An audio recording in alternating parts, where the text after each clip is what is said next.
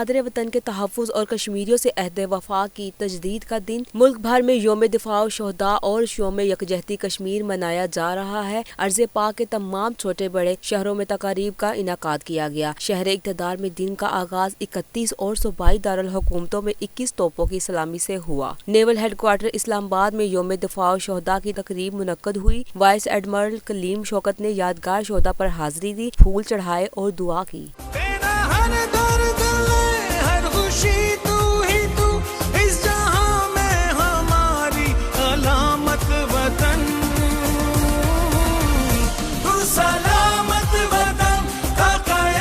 کراچی میں مسرور air base پر مرکزی تقریب کا انعقاد کیا گیا، جس کے مہمان خصوصی وزیر اعلیٰ سندھ سید مراد علی شاہ تھے۔ تقریب میں شہداء کے اہل خانہ کی آمد پر ان کا زبردست استقبال کیا گیا اور گلدستے پیش کیے گئے۔ شہداء کو سلامی بھی دی گئی۔ کوئٹہ میں ہونے والی تقریب میں وزیر اعلیٰ بلوچستان جام کمال مہمان خصوصی تھے۔ وطن کی خاطر جان نچھاور کرنے والے بہادر سپوتوں کو خراج عقیدت پیش کیا گیا۔ پشاور میں شیر خان اسٹیڈیم میں ہونے والی مرکزی تقریب میں کور کمانڈر پشاور مہمان خصوصی تھے۔ جوانوں نے حربی صلاحیتوں کا عملی مظاہرہ کیا، دفاعی ساز و سامان کی نمائش بھی ہوئی۔ شہیدوں کے لہو سے سیراب ارض پاک کا ہر ذرہ شاداب۔ فیصل آباد، جہلم، ساہیوال، بہاولپور میں بھی شہداء کو خراج عقیدت پیش کرنے کے لیے تقاریب کا انعقاد کیا گیا۔